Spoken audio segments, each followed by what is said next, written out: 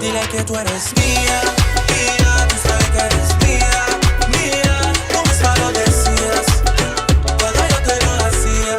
Yeah, dile que tú eres mía, mía. Yes, welcome to another great episode of the Ashish and Friends Book Club. This time we are reviewing this book called Think and Grow Rich by Napoleon Hill. Funny enough, we definitely actually discussed it. We reviewed it already, but someone didn't remind me to record the episode. So we are re recording the episode still without the physical copy of the book. But it was a great episode. You guys should have been there. It was Yeah, amazing. we, You missed out. I'm just saying. we had incredible stories. We cured cancer. Like so many things happened in that episode. So it's a shame that it won't see the day of light. So in case this one is a little bit lower than the rest of the episodes, it's because we're re-recording. We're trying to get that magic once again. But another great book. I obviously this is one I read online.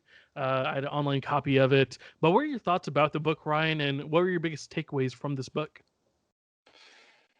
Well, my thoughts were that thoughts are very important. And that's what this book is about. One of the biggest takeaways I have from this book is this quote sums it up. Truly, thoughts are things, and powerful things at that, when they are mixed with definiteness of purpose, persistence, and a burning desire for the translation to riches. And that quote really is the a summary of the book. That's the main tenet that it's trying to get across, that your thoughts, if you're confident, if you're in tune with your thoughts and know where you want to be, it dictates your trajectory of your life and what you can accomplish. And if you don't have positive thoughts, if you don't have motivating thoughts, then you're not going to accomplish what you need to accomplish. Yeah, that's a good point, man. It all starts from your head, right? Like what your Mhm. thoughts are, what you want to get done, and we always talk about this on a personal level too. But like how important it is to have those positive affirmations. Keep having those goals, striving for them, and keeping them at the top in the forefront of your mind, and think about it on a daily basis, envision it. These are things you can do to reach your goals. It's very simple to find negative things or to be negative, and sometimes it's a lot harder to be positive and to be motivating and inspiring. So that's why it's very important to keep your thoughts as a habitual compounded into something that you manifest as positivity. The second thing, which I already mentioned in this quote, but he always mentioned definiteness of purpose, definiteness in your desire, having a clear goal at the end of the day and writing it down, reminding yourself. Because if you don't have a clear goal and a clear plan or vision, you're not going to get there because you don't know what you're actually going to do. I always emphasize that was very key and important. So you know that. Okay, can you repeat the last like minute, like the last like 20 seconds? You said it's clear. You have to have a clear goal. Then just chopped up for the last like 3 sentences you just said. Here, let me put a little flag here. All right, Ray, Uh-huh. go ahead. So that a point that was mentioned in the prior quote that I stated was that there needs to be a definiteness of purpose. The purpose has to be clear. The goals have to be clear, so you know exactly what to do to get to that goal and have the right thoughts to get to that goal. If it's not clear, if you're not entirely sure, it's going to be hard to formulate a plan or to find a way to get to that desire. Yeah, and I think that's really smart. I think one thing when you look, on Google or something like, oh, how do I set goals? How do I achieve goals? They mention like I think it's a very popular acronym is SMART goals, right? It's like having these like precise things, right? Like it has to be, it's to be something you can accomplish for sure, but like, you have to have a precise amount, right? Like sometimes we talk about this too. Something I've been working on is trying to lose weight, right? But you can't say like I just want to lose weight or I just want to lose fat. Like how much, right? Like how much do you want to weigh? How much fat or weight are you trying to lose, right? Like everything can be measured. That's the M in SMART, the acronym. But like it needs to be certain. You need to know what it is, so that way you know what you're striving for. Otherwise, you're just like, yeah, I want to do something, but like I don't know what I'm doing, or like you don't know how to create the steps or the plan to get there. And the second piece that's almost as most important as the first piece is a time frame to do that, because soon is not a time frame. You have to put a time frame so you know that I'm going to finish it in 3 months. I'm going to finish it in 1 week. So you motivate yourself and inspire you to reach that deadline. Soon will leave you in an ample, vast emptiness of time that will ever forever be elongated until you reach that goal. Yeah, I mean, I think everyone is probably does well at their jobs, and like it's something they work with on a daily basis, like getting this done by this time, right? I feel like that's what we should apply to our goals as well, having a strict time of like when it's going to get accomplished, what exactly is getting accomplished, what is that specific measurement of it. I think these are just very key things to achieving your goals.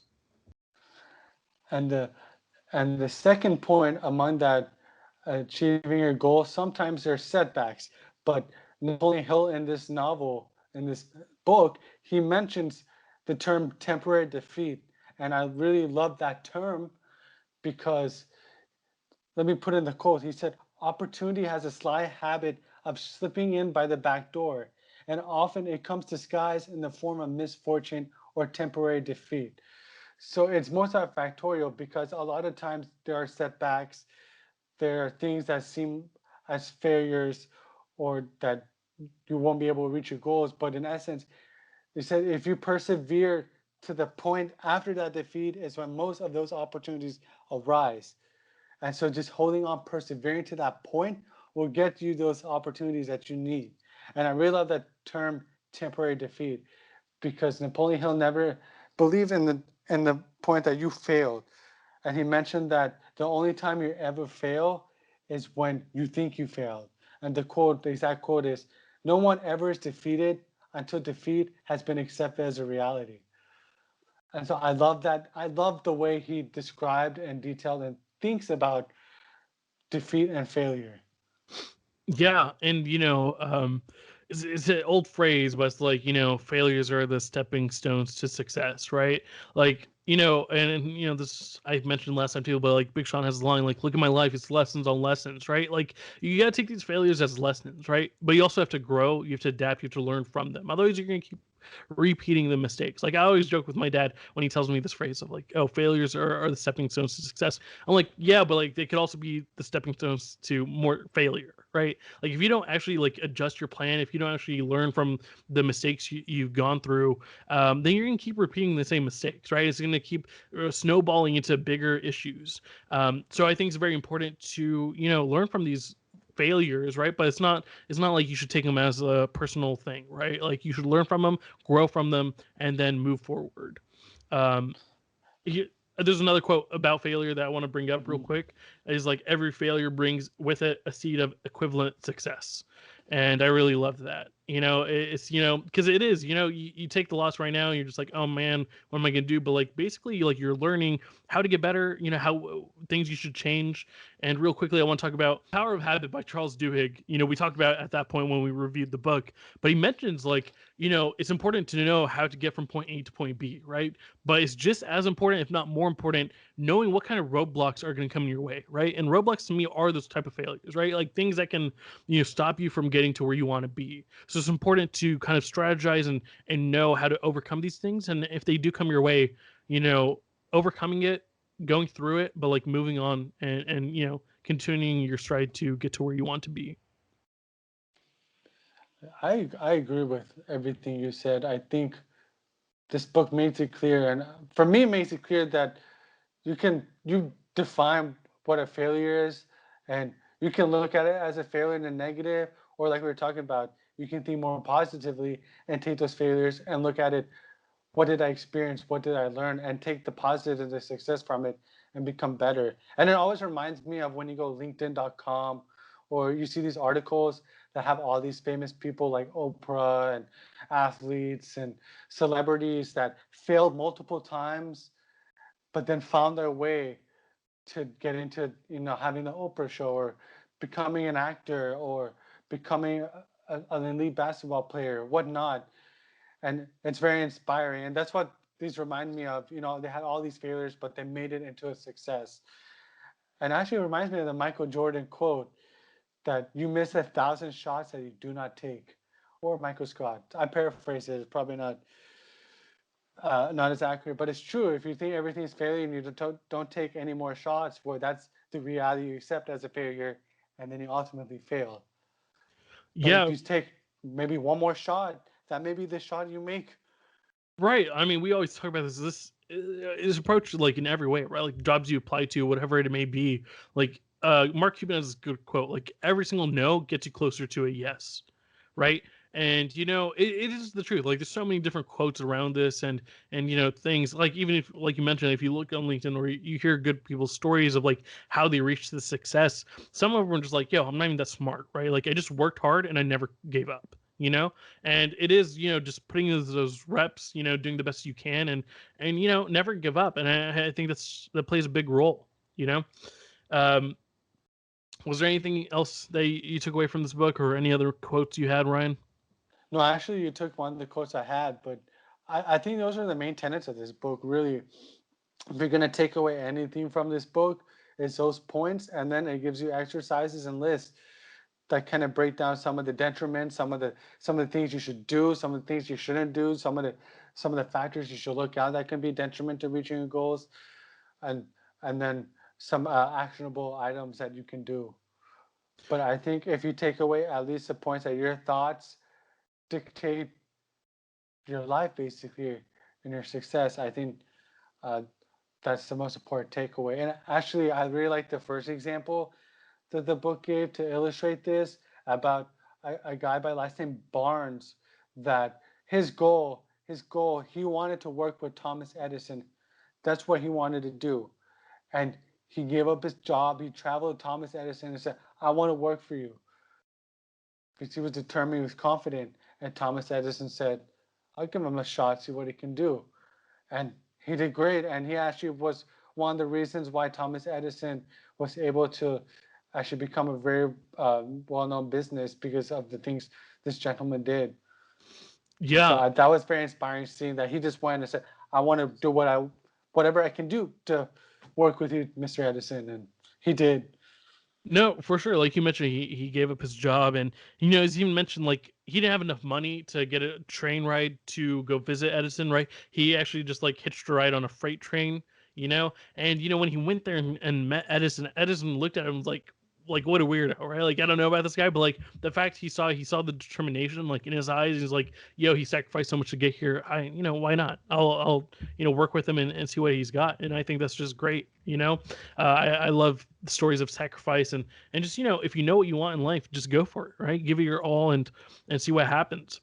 Just want to give a little background real quick, because I missed that out early on. But like basically, Napoleon Hill spent so much time researching all these millionaires, right, and seeing how they became successful, how they became rich, and he's trying to give us this in 13 lessons. And obviously Ryan touched on three like really important ones, and I think it's just a really good book. When we're talking about, like, I've told you about Tim Ferriss, who's very popular these days. He has two books, that I have. One is Tribe of Mentors.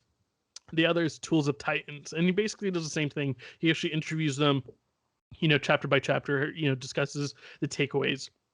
Basically, Napoleon Hill did this such a long time ago. He just looked at the strategies, and I feel like this is something like Business Insider or whatever has like all the time, like the highest traits of successful people. And I think this is just a great book because of that. And I just want to touch on like one or two other things that Ryan didn't mention, but overall, I think he took a lot of the best takeaways from the book. I You're have one welcome. I have one quote in the beginning that he mentioned, which I really just kind of loved. Is like, "You are the master of your fate, the captain of your soul." I was like, "Oh man, dude! I always want to be captain. I love Captain, Jack Sparrow. You know, he, but honestly, right? Like, you are the master of your fate. Sometimes we are told like, oh, it's written, right? We even know this from The Alchemist, right? Like, it is written, right? Like, it is what it is. But like, honestly, there are so many things you can control that are in your own hands. So do the best you can. Never give up. Something we've talked about earlier, but like, you control it. Do the best you can here. And the captain of your own soul, man. Oh, I love that. The captain of your own soul. The happiness, the goodness you feel in your soul. I mean, you do control that. You control your emotions. You can control, how people affect you, and all these things. So, I mean, that's the point of life, right? Like, we're getting a little away from the book real quick, but just some real talk here. you do control your actions, right? You control what you want to be. You control who you want to become. So don't ever feel like you're stuck where you're at, right? And something this is I felt for quite a while. Like I'm stuck where I'm at, can't really move on, can't really do things. But like you control everything. You control your emotions, and so just take control of it. Take reins of it. So next time, go look at me. Look at me. I'm the captain now. I'm the captain now. Yes, you are the captain of your own soul. Look in the mirror, okay? Yeah, honestly, take some time to reflect. I think reflecting along with all these things is very important to know where you're going, what you want to do, and have all these goals. The first chapter right off the bat I loved is about desire, right? And I feel like for anything to be successful, you have to have that burning desire in you, right? And so I thought it was a great way to start off the book. And he mentions in the book like the two things that are like big motivations for us are pull motivations and push motivations, right? And these are like things that are affecting our choices, right? So push motivations are like you're pushed to do this because there's consequences if you don't do it, right? So it's like, oh, I need to find a new job, I need to find a better job. If I don't, then I'm gonna have like a lot of bills I can't pay for, or whatever it may be, right? There's also pull motivations where it's like the outcome is favorable, like you want it so badly that's why you're doing it. So that's like, I can make more money, I can be happy with my 9 to 5 or whatever, my coworkers will be better, I won't be in a toxic environment type thing. So I felt like those motivation like factors were important, and I love the desire chapter to kick off the book. Yes, it's important, like I mentioned too, that your desire is what you really want to do, and you meet those points that Ashish, mentioned, that there's different factors, and you reflect and make sure that that passion is what you want. Because I think when you're looking for your life, your career, the things you do should be the things you're passionate about, because are the things you're going to ultimately love and become successful and good at and want to do. So I think that's a very important point. Yeah, and here's another quote that he mentioned in the desire chapter is like the starting point of all achievement is desire. Before you can get anywhere, before you can accomplish things, you have to have that burning desire within you to get it done. And I just love that. And obviously we talked about how important it is to have that visualization, right? This is a word I struggled with in the last episode, which wasn't recorded, so thank God for that. But like having those positive affirmations are so important. We talked about the planning as well, and I think right there is the persistence as well, right? Persistence of just just having the effort, having the discipline to go at it on a daily basis, because we've talked about this in previous books, which I love, right? Like we can relate to previous books we've read, it's compound effect, the power of habit, but things like just like you have to have that discipline to keep moving forward. Like things will get boring, things will hurt, you'll have not all days are like sunny and rainbows and unicorns, right? Like there's tough days, like to get to where you want to be, and if you're really committed to it, you'll push through those days. And I think it's very important to be persistent. Yes, and that was one thing that was important part. Persistence, perseverance, always driving to your goal. And I think that this quote kind of ties both of the desire and the persistence together. When a man really desires a thing so deeply that he's willing to stake his entire future on a single turn of the wheel in order to get it, he is sure to win. And I think you need persistence to do that, but that's very powerful because it's a desire when you're putting your heart, your soul, everything you have into it, and you have no back to go. And I think the Alchemist also mentions this type of point where you're willing to sacrifice all your shepherd and all your money, everything you have to go for that goal. And so I think it's the same sentiment as here. And it's important because if it's a true desire, you're willing to put everything on the line together. That's exactly it, right? Like that's a good point. I mean, hopefully you read The Alchemist because we reviewed it, but like that's exactly it. Like he had a point in his life where he's like, "Yo, nothing's happening. I met this king, whatever. Maybe I just go back, right? Maybe I just go back and I could double up my sheep, right? I could do all these things. I'm comfortable with that life, right? We also hear this example in the compound effect of like people being comfortable enough that's the place you don't want to be, right? I'm forgetting what this is called. There's a phrase for it. Stagnation. It's the oh my goodness, I'm forgetting what it's called, but it's basically like no man's land. That's what it is. Like you don't want to be in no man's land where things are so comfortable and you don't want to change, right? Like you got to sacrifice it all.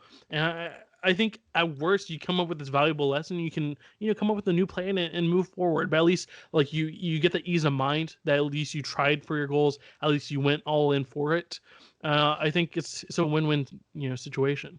So Ryan, what was your you can finish if there's any ending thoughts you have, but like also give your rating and of this book. The only thing I was going to add to that is, something I always think about is I don't want to end life having what ifs. What if I did this, or what if I did that? I'd rather have done it and known what happened. I said it was nice trying this or nice doing this. Yeah, I just want to jump in real quick. That's a good point, right? Like I don't want to, end my life like that either. And I feel like if you talk to older people, the people in, senior citizen homes, whatever it's called, right? Like if you talk to them, some are happy with their lives, others have regrets, right? Because if you keep doing, if you feel comfortable, you don't really take these risks, you don't do what you want to do in life, at some point it's going to catch up to you and you don't even have the chance to do it, right? And I feel like with some people, they kind of regret, like, I wish I had gone and, did what I was, happy about, passionate about. I wish I had taken that risk. I wish I had asked that girl out. I wish, because, it might pass in the moment where you're just like, okay, it's not a big deal, but like you live with this, and it's not good for your mental health either, right? Like when you get to like some point, you're like, man, what could have happened to my life if I had made this other decision instead of what I chose, right? So that's a really good point, Ryan.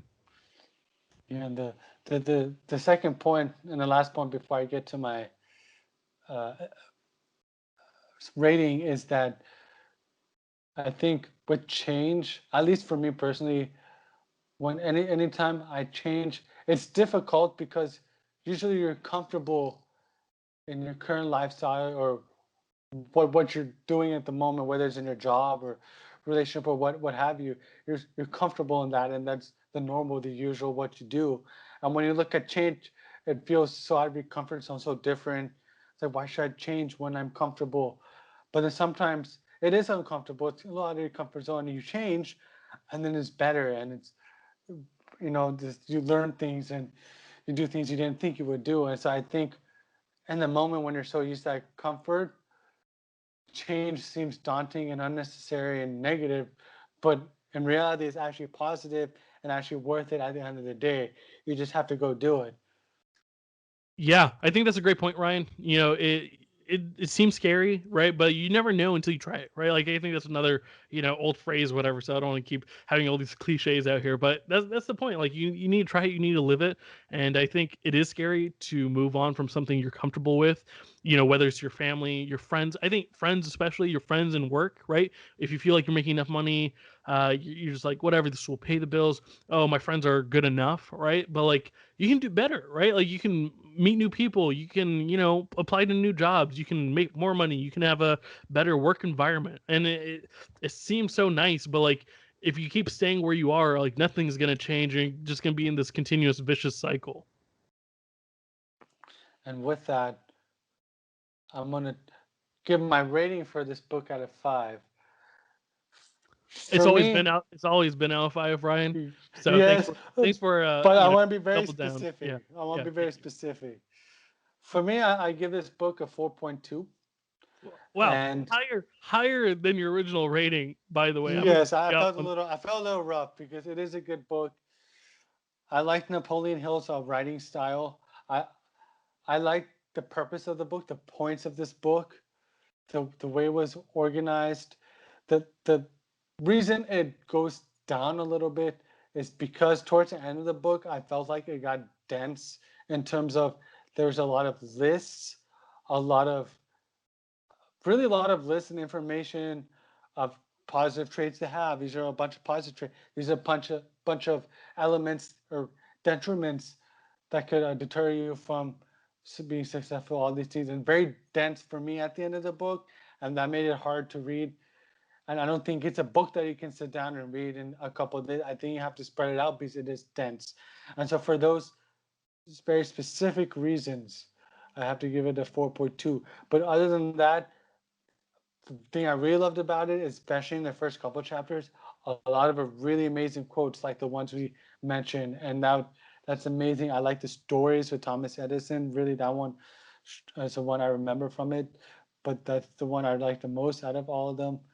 So I do appreciate it. I do appreciate that he took the time to research these famous people and see what made them the people they are and how we can get to that too. Yeah, I And mean, lastly, one more point. Sorry, Ashish, I don't want no, to. you're good. The other point that goes in my 4.2 rating that produced it is that one of the goals that it alludes to a lot is rich. And I'm thinking it's coming from a monetary perspective, but I also think that it should really also focus on rich in terms of personal growth and learning skills and other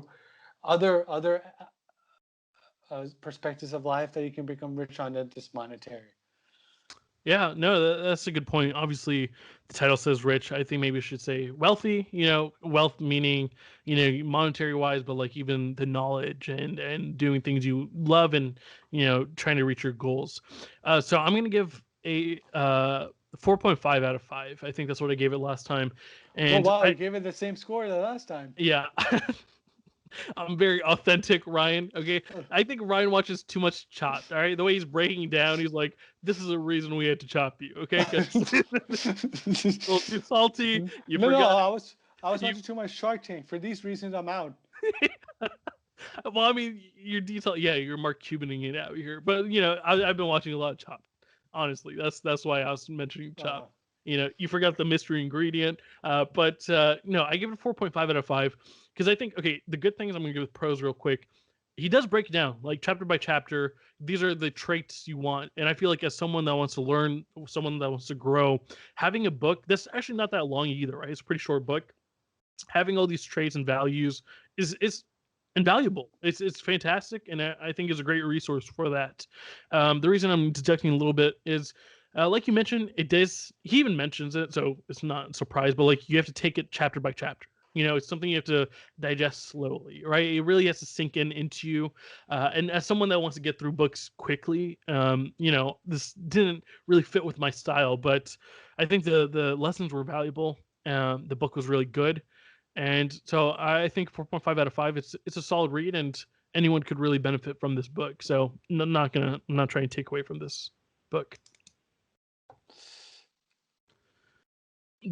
Great.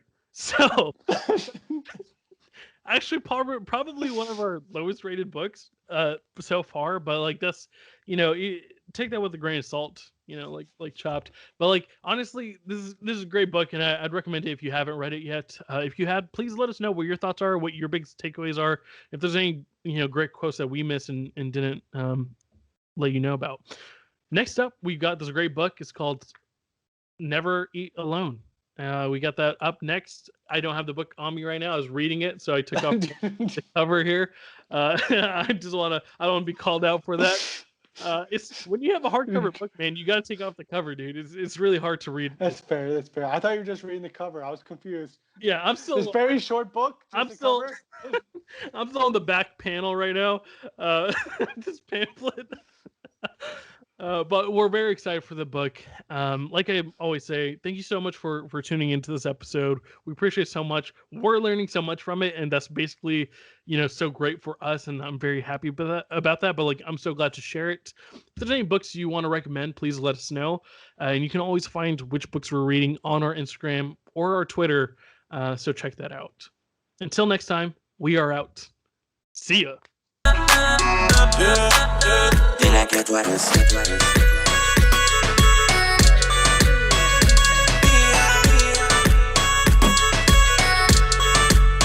Conmigo tal vez